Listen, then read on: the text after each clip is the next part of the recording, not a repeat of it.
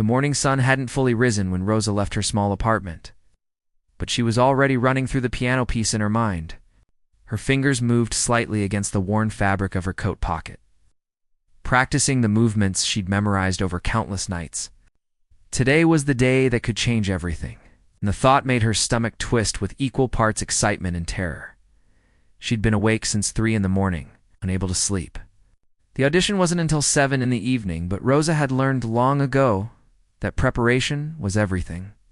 She'd pressed her only good dress the night before, a simple navy blue one that her sister had given her 3 years ago. It wasn't fancy, but it was clean and presentable. That would have to be enough. Rosa was 42 years old, though most days she felt much older. Her hands told their own story. They were strong hands, marked with small scars and calluses from years of hard work. These weren't the soft, carefully maintained hands of a concert pianist. These were the hands of someone who had scrubbed floors, washed dishes, cleaned office buildings to keep food on the table. But these hands could also make magic on a piano keyboard. That's what her mother used to say. Back when Rosa was just 7 years old and showing promise at the community center's music program. "You have a gift, Mia," her mother would whisper, stroking Rosa's hair after practice sessions. Never forget that. Rosa hadn't forgotten. Even when life had other plans for her, she took 2 buses to reach the Steinway Concert Hall. Clutching her folder of sheet music like it was made of gold, inside that folder was her original composition, handwritten on staff paper she'd bought from a discount store. She'd titled it Lullaby for Forgotten Dreams, and every note represented a piece of her life, her struggles, her hopes that refused to die no matter how hard things got. The concert hall appeared before her like a palace. Rosa had walked past it hundreds of times over the years, always looking up at its grand columns and elegant architecture, always wondering what it would be like to perform on that famous stage. She'd saved $3.50 from every paycheck for 3 years to afford the $200 entry fee for tonight's open audition, 3 years of skipping lunch, of saying no to small pleasures, of putting aside money that could have gone to new shoes or a warmer winter coat. As she approached the entrance, Rosa noticed the other people arriving. They looked different from her. The women wore designer dresses and carried expensive leather bags. The men had tailored suits and confident walks. Many were young, probably in their 20s. With the kind of polish that came from years of private lessons and music conservatories, Rosa smoothed down her dress self-consciously and walked through the heavy brass doors inside. The lobby took her breath away. Crystal chandeliers hung from the ceiling, casting warm light on marble floors that reflected like mirrors. Oil paintings of famous composers lined the walls. Mozart, Beethoven, Chopin, all of them staring down at her. With serious expressions, she found the registration desk, where a young woman with perfectly styled hair sat checking people in. The woman looked up as Rosa approached, and something flickered across her face. Surprise, maybe? Or confusion? Yes. The woman asked, her voice crisp. "I'm here to register for the audition," Rosa said quietly. The woman's perfectly shaped eyebrows rose slightly. "The classical piano audition?" "Yes. And your name?" "Rosa Delgado." The woman scanned her list, found Rosa's name, and checked it off with a silver pen. "You paid the entry fee 3 months ago," she said, sounding almost surprised that this was true. "You'll be number 17. Please wait in the lobby until your number is called." "Thank you," Rosa said. But the woman had already turned her attention to the next person in line. A young man in an expensive suit who she greeted with a warm smile. Rosa found a chair in the corner of the lobby and sat down carefully, placing her folder on her lap. Around her, other performers chatted in small groups. They talked about their teachers, their recent performances, the competitions they'd won. One young woman mentioned studying in Paris. Another talked about performing at Carnegie Hall. Rosa said nothing. She had no teachers to mention, no prestigious performances to discuss. Her last formal piano lesson had been when she was 14 years old, just before her parents died in a car accident. After that, there had been no money for lessons. There had barely been money for food. She'd had 3 younger siblings to care for. At 14, Rosa had become their mother, their father, their everything. She dropped out of school to work, taking whatever jobs she could find. The piano had become a distant dream, something she could only think about late at night when the children were finally asleep and the world was quiet. But she'd never stopped loving music. In those hard years, Rosa had found ways to keep learning. She'd spent hours at the public library, studying music theory books and memorizing piano compositions. She'd practiced on a cheap electronic keyboard she'd found at a thrift store, wearing headphones so she wouldn't wake her siblings. She'd watched countless videos of great pianists, studying their techniques, their expressions, the way they breathed life into each note, and slowly, over 28 years, she'd taught herself. It had been a long, lonely journey, but she'd never given up. Now her siblings were grown. Carlos was an engineer. Lucia was a nurse. Diego was finishing college. They were safe. They were successful. They had good lives. And finally, after all these years, Rosa could return to the dream she'd put aside. Number 17. A voice called from the doorway. Rosa's heart jumped. She stood up, her legs suddenly feeling weak. This was it. Everything she'd worked for, everything she'd sacrificed, everything she'd hoped for during those long, difficult years, all came down to the next few minutes. She walked toward the auditorium doors, passing the other performers who barely glanced at her. She heard a few whispers as she went by, caught fragments of sentences that stung like tiny cuts. Is she performing or cleaning? Maybe she's lost. This should be interesting. Rosa kept her head up and kept walking. She'd faced worse than whispers. She'd faced hunger and grief and exhaustion so deep she could barely stand. She'd faced the terror of not knowing how she'd feed 3 children on minimum wage. Compared to all that, what were a few unkind words? The door opened, and Rosa saw the stage for the first time. It was enormous, with a beautiful grand piano sitting in the center like a jewel. Beyond it, she could see rows of red velvet seats stretching back into shadows.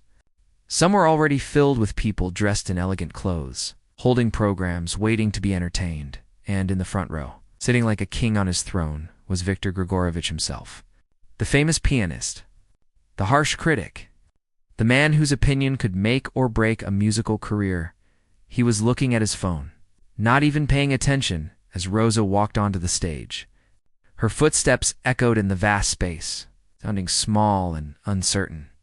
But as she sat down at the piano and adjusted the bench, Rosa felt something shift inside her. Her hands touched the keys, and suddenly she was 7 years old again, feeling that first spark of magic. She was her mother's daughter. She had a gift, and tonight, finally, the world was going to hear it. Rosa's hands trembled slightly as she placed her sheet music on the piano stand. She could feel dozens of eyes on her back, watching, judging. The silence in the concert hall felt heavy, like a physical weight pressing down on her shoulders. She took a slow breath, trying to calm the racing of her heart. From the front row, Viktor Grigorovich finally looked up from his phone. His eyes swept over Rosa with the kind of casual indifference someone might give to a piece of furniture.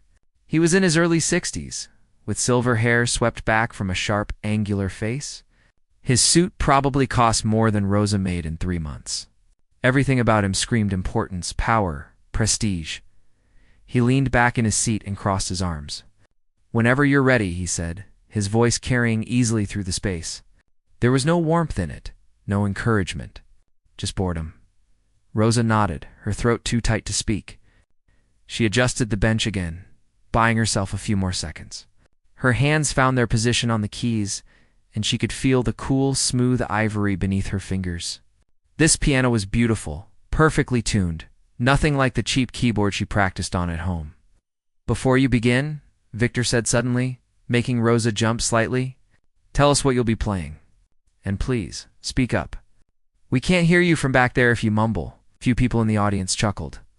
Rosa felt heat rising in her cheeks.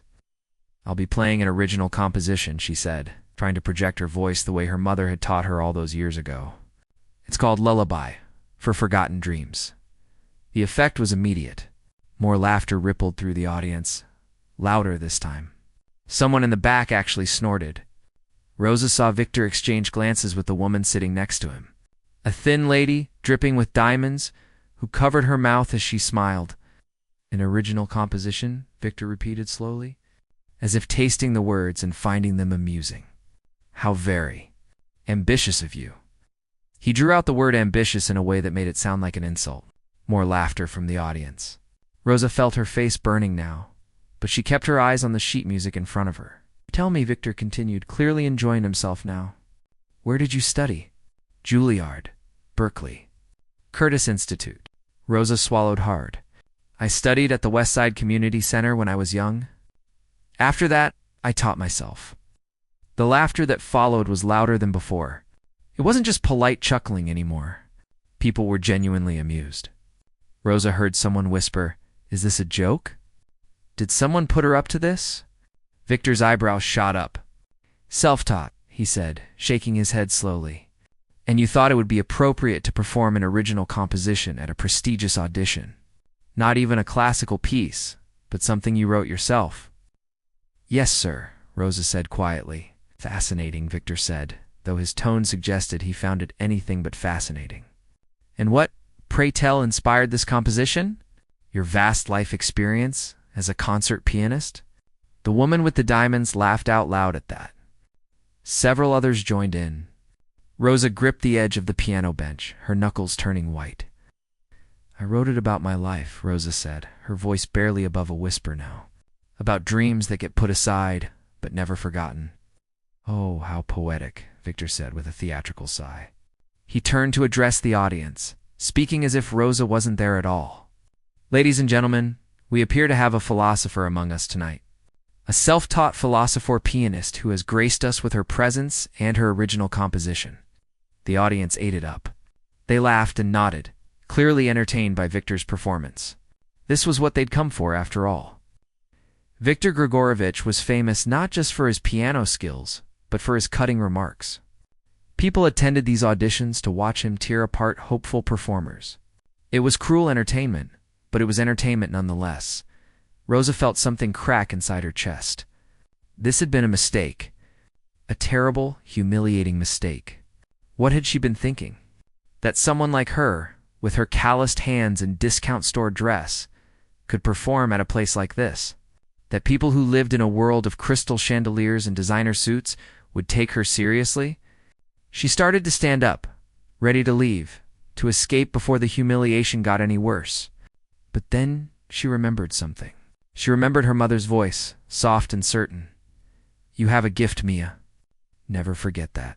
She remembered Carlos crying at age 7 because he was hungry, how she'd held him and hummed a melody to distract him until she could figure out how to get food. She remembered Lucia at 10, scared and sad after their parents died, and how Rosa had played simple songs on their old upright piano to make her smile. She remembered Diego at 16, stressed about college applications, and how she'd composed a peaceful piece just for him, something to calm his anxious mind. This composition wasn't just notes on paper.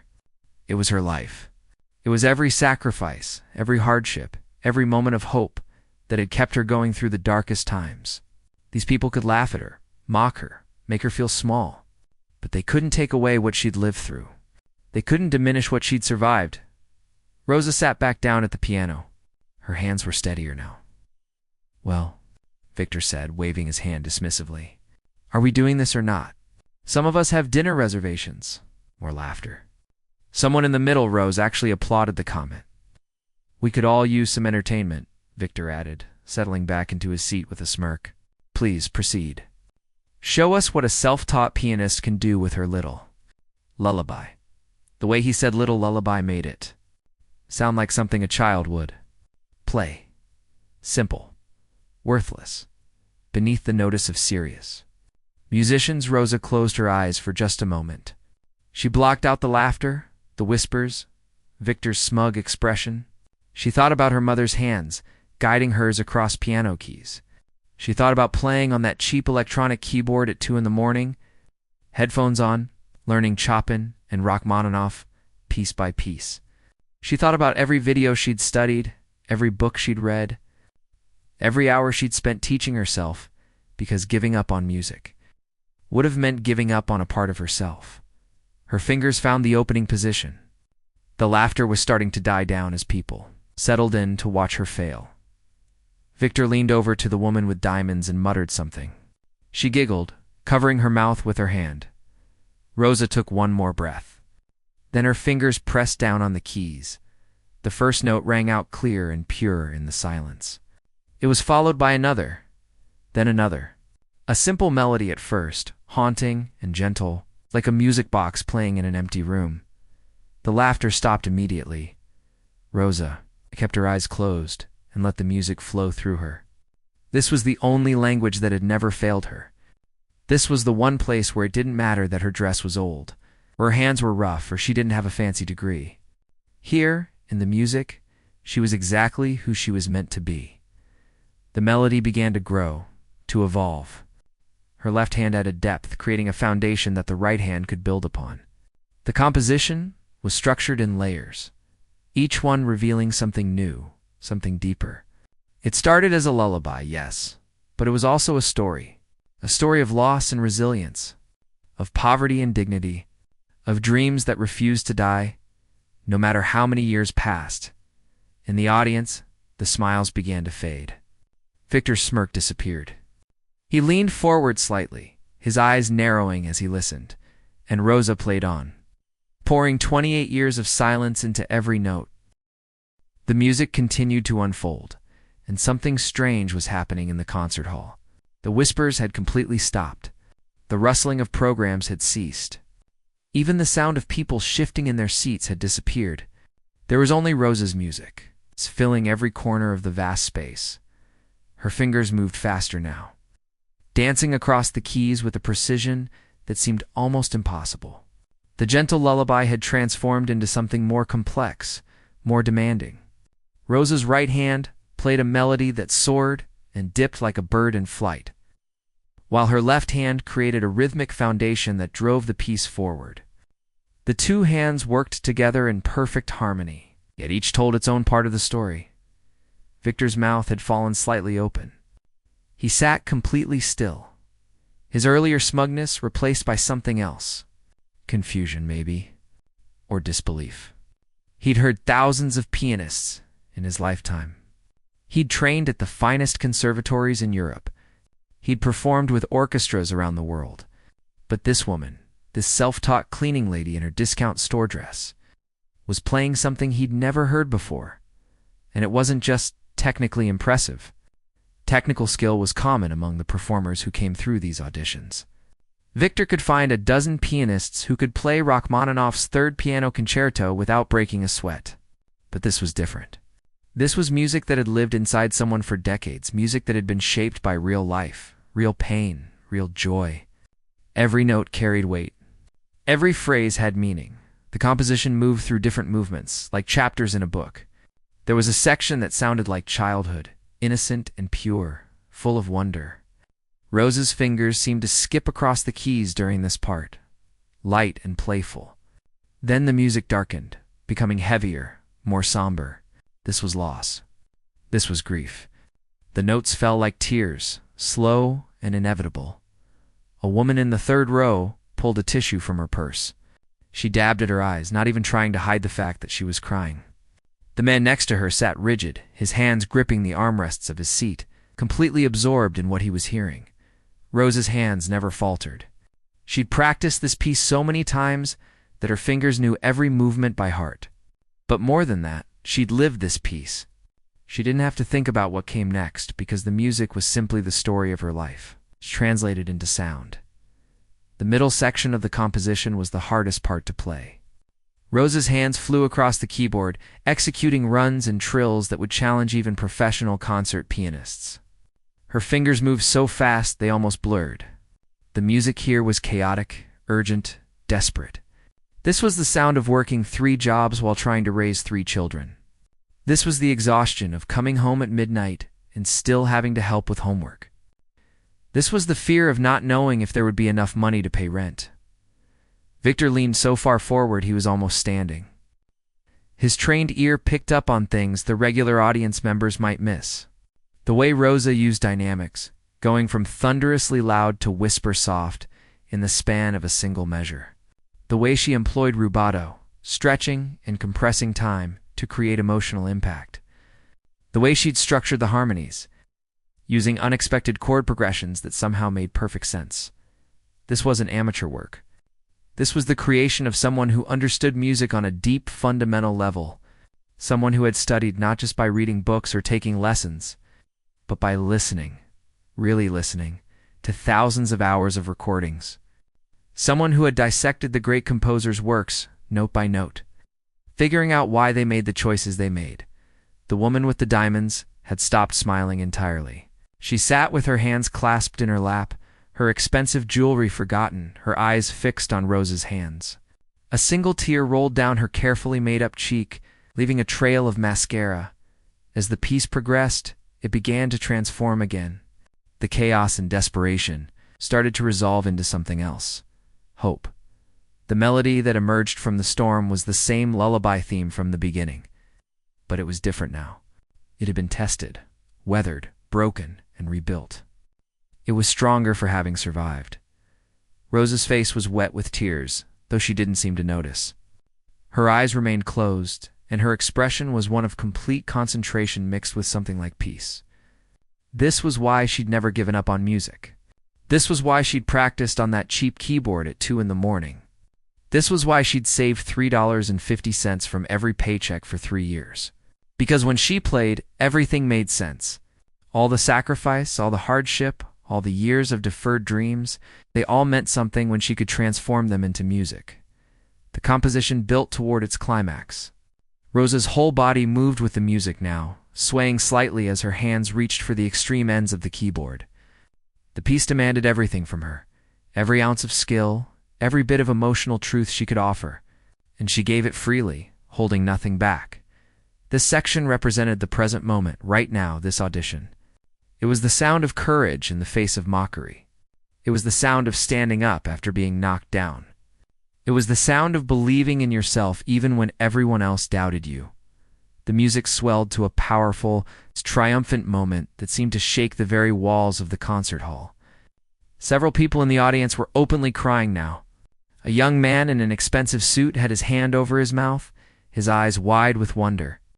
An elderly woman clutched her program to her chest, completely transported by what she was hearing. Then, just as suddenly as it had grown, the music began to soften. Rosa brought it back down to that gentle lullaby theme, but now it was transformed by everything that had come before. It was no longer just innocent. It was wise. It had survived. It had endured. Victor's eyes were glistening. He blinked several times, as if trying to clear his vision. In his entire career, spanning more than 4 decades, he had never felt quite like this. He'd heard perfect technique before.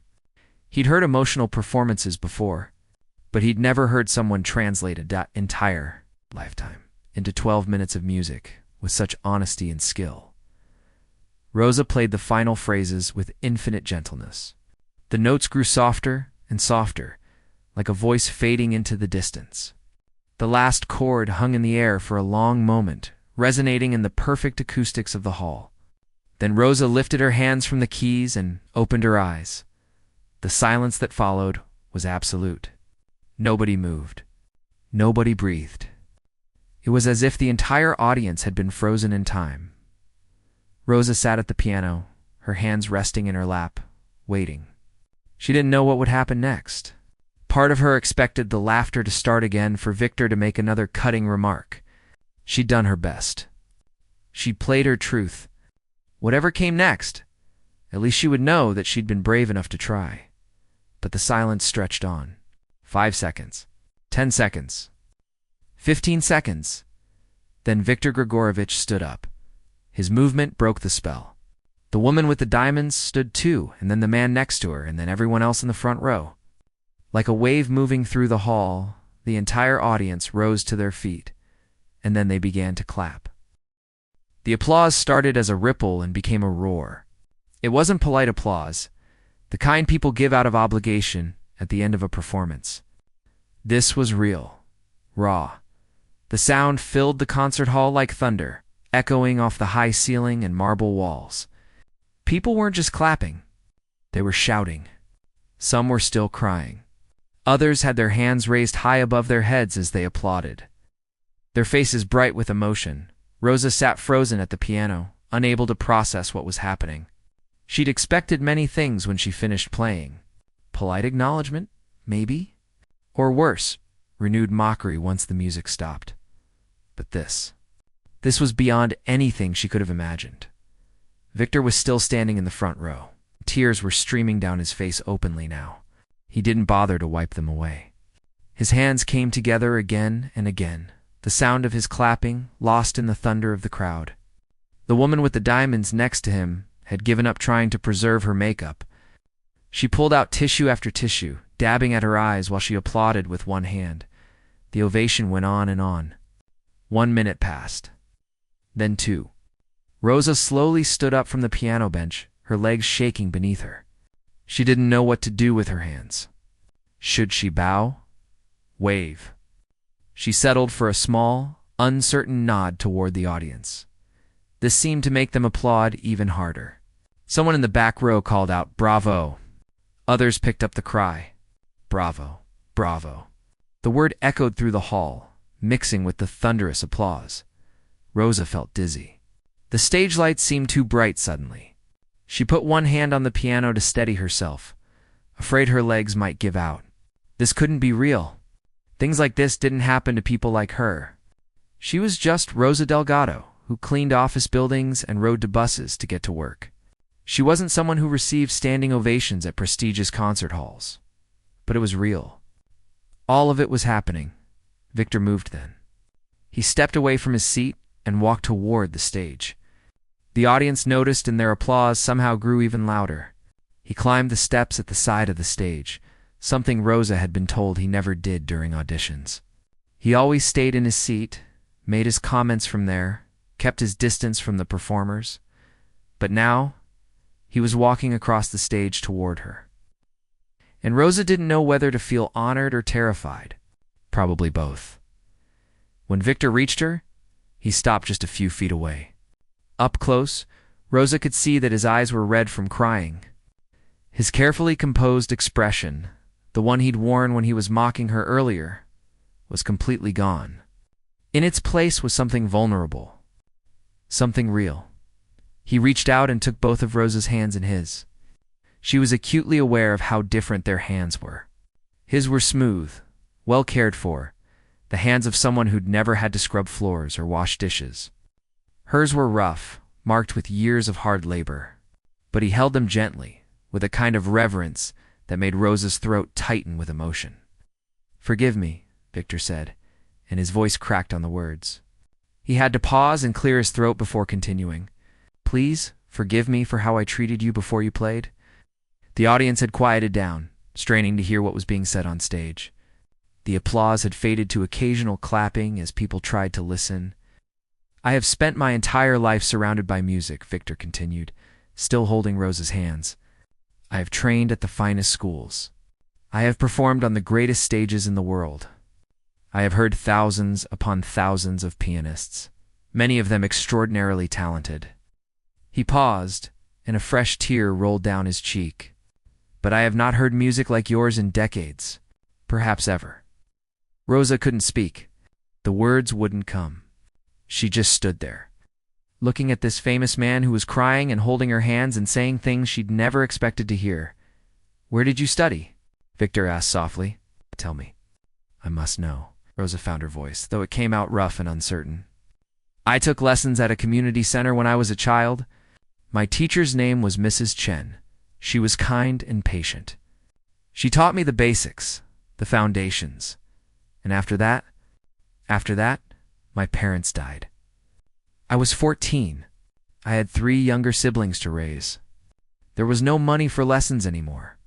There was barely money for food." Victor's grip on her hands tightened slightly. Several people in the audience gasped. The woman with the diamonds had both hands over her mouth now. "So I taught myself," Rosa continued. "I went to the library and borrowed every music book they had. I watched videos online, studied recordings of great pianists. I bought a cheap keyboard at a thrift store and practiced late at night when my brothers and sister were asleep. I couldn't let them know how much time I spent on it. They would have felt guilty, like they'd stolen my dreams." "But they hadn't," Rosa said firmly. "Taking care of them, raising them, making sure they had good lives, that wasn't a sacrifice. That was love. And I never stopped loving music either. I just had to love it quietly for a while. Victor released one of her hands to wipe his eyes. When he spoke again, his voice was stronger, projected so the whole audience could hear. Ladies and gentlemen, we have just witnessed something extraordinary. Not just technical skill, though that was remarkable. Not just emotional depth, though that was profound. We have witnessed what music truly is. Turned back to Rosa. Music is not just the notes on a page. It is not just perfect technique or prestigious training. Music is life itself, transformed into sound. It is every experience, every emotion, every moment of joy and sorrow and hope and despair, all woven together into something beautiful. The audience was completely silent now, hanging on every word. This woman, Victor continued, gesturing to Rosa, has not had the privileges that most of us take for granted. She has not studied at conservatories or had access to the best teachers. She has worked with her hands, sacrificed her youth, put her own dreams aside to care for others. And yet somehow, she has created music that surpasses what many of my colleagues at the finest institutions could achieve. He turned to face the audience fully. Do you know why? Because she has something that cannot be taught in any school. She has lived. She has truly lived. And she has had the courage and the strength to pour that life into her music. Every note we just heard was earned through years of struggle and sacrifice and hope that refused to die. Victor's voice grew passionate now, almost fierce. I have wasted so much of my life chasing perfection. Technical perfection. Professional perfection. I have criticized and judged and dismissed countless performers because they didn't meet some arbitrary standard I'd set. But tonight, this woman has reminded me why I fell in love with music in the first place. Not because it's perfect, but because it's true. He turned back to Rosa, and his voice softened again. Thank you. Thank you for your courage in coming here tonight. Thank you for sharing your gift with us. And thank you for reminding this old, jaded man what music is supposed to be. Rosa's vision blurred with tears. She tried to say something, but the words wouldn't come. All she could do was nod. Victor released her hands and turned to the audience. He raised his arms, and they began to applaud again. But this time, Victor joined them. He stood on the stage next to Rosa and clapped for her. His face still wet with tears, a smile breaking through his emotion. The standing ovation lasted another 5 minutes. Rosa left the concert hall that night in a daze. People had surrounded her after the performance, shaking her hand, asking for her contact information, telling her how moved they'd been by her music. The woman with the diamonds had hugged her, mascara-stained tears and all, whispering thank you over and over. Several music critics had pressed business cards into her palm.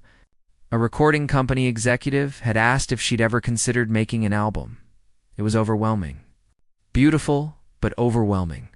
She rode the same 2 buses home, still clutching her folder of sheet music, watching the city lights blur past the windows. Part of her wondered if she'd dreamed the whole thing, but the business cards in her pocket were real. The phone number Victor had written on a napkin was real. The way her hands still tingled from playing was real. When Rosa finally got home to her small apartment, it was nearly midnight. She expected silence, but instead she heard voices from inside. She opened the door to find all 3 of her siblings waiting for her, sitting on her worn couch. Carlos jumped up first. At 30, he was an engineer at a tech company, confident and successful. But right now, his eyes were red and his voice shook. "We know what you did," he said. "We know about the audition." Rosa froze in the doorway.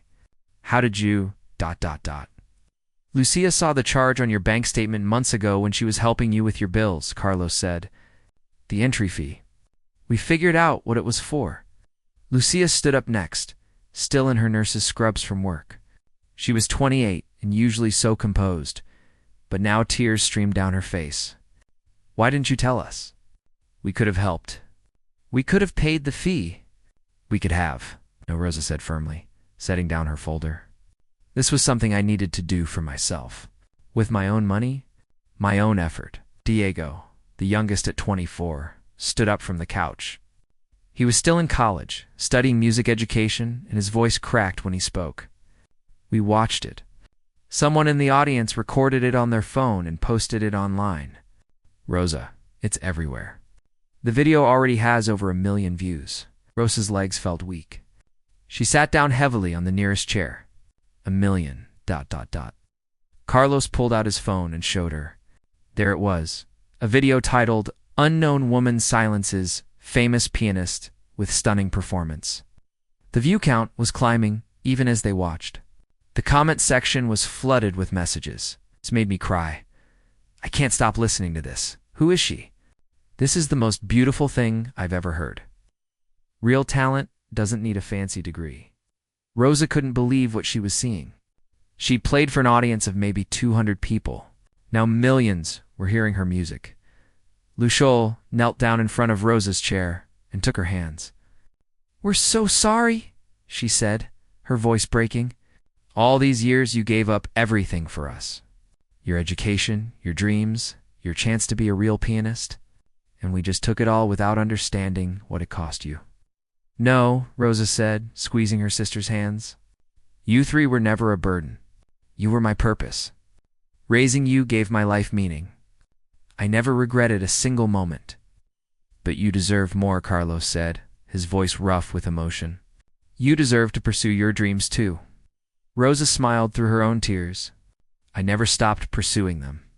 I just pursued them in a different way, on a different timeline. And look, I'm 42 years old, and I just played at Steinway Concert Hall. Some dreams are worth waiting for." Diego wiped his eyes. "What happens now?" Rosa shook her head. "I don't know. This is all so new. So unexpected." What happened next moved faster than Rosa could have imagined. By the next morning, the video had 5 million views. News outlets picked up the story. Self-taught pianist stuns concert hall, read one headline. From cleaning houses to standing ovations, read another. Victor called her that afternoon. "I've been on the phone all morning," he said. "Record labels, concert venues, morning talk shows. Everyone wants to meet you, Rosa. Everyone wants to hear your story."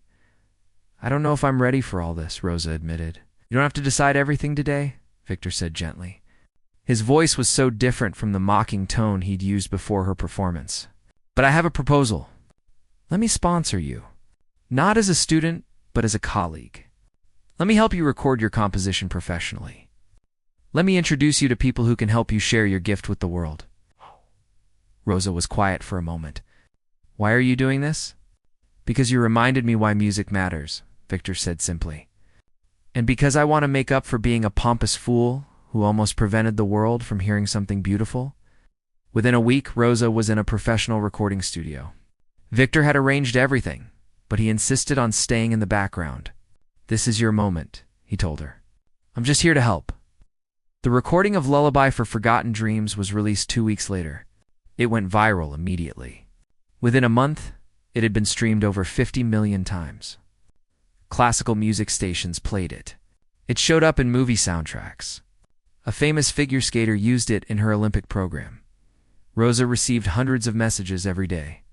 Many were from other people like her, people who had put their dreams on hold to care for family, to survive, to do what needed to be done. They told her that her music gave them hope, that it made them believe their dreams weren't dead. Just delayed, one message came from Mrs. Chen, her childhood piano teacher from the community center. "I always knew you were special," the elderly woman wrote. "I'm so proud of you, Rosa. Your mother would be proud too." That message made Rosa cry more than any of the others. Concert halls started reaching out, asking her to perform. Major venues, prestigious stages, the kind of places Rosa had only dreamed of playing. She accepted some and turned down others, careful not to let success consume her life the way poverty once had. She gave her first major solo concert 6 months after that fateful audition. It sold out in less than an hour. Victor sat in the front row, not as a critic, but as a friend. Carlos, Lucia, and Diego sat beside him, all dressed up, all beaming with pride. Before Rosa played, she spoke to the audience. "I want to dedicate this performance to everyone who has ever felt like their dreams were impossible," she said. "To everyone working hard jobs, raising families, doing what needs to be done. Your dreams aren't dead. They're just waiting for the right moment. And that moment will come as long as you never stop believing. The audience applauded, but Rosa wasn't finished. I also want to say something about failure and humiliation. 6 months ago, I was laughed at on a stage very much like this one. People mocked me, dismissed me, made me feel small, but I played anyway. I played because the music inside me was more important than their laughter. She paused, looking out at all the faces watching her. So if you're afraid of failing, if you're afraid of being laughed at, let me tell you something. Play anyway. Sing anyway. Create anyway. Dance anyway. The people who laugh don't matter. What matters is the gift you have to share with the world. Don't let anyone's mockery stop you from sharing it. Then Rosa sat down at the piano and played. And once again, she left everyone speechless. Years later, music students would study her composition in conservatories. They would analyze its structure, its harmonies, its emotional depth. But what they couldn't learn from sheet music was what Rosa knew in her heart, that the most beautiful music comes, not from perfect technique or prestigious training, but from a life fully lived, from struggles overcome, from hope that refuses to die. Rosa never forgot where she came from. She continued to live simply, though she no longer had to clean houses. She taught music at community centers, giving free lessons to kids who couldn't afford them. She established a scholarship fund for adult learners who wanted to pursue delayed dreams. And sometimes, late at night in her apartment, now just slightly bigger than before, Rosa would sit at her piano, a nice one that Victor had insisted on buying her, and she would play. Not for audiences or recordings or fame, just for herself, just for the joy of it, just like she always had.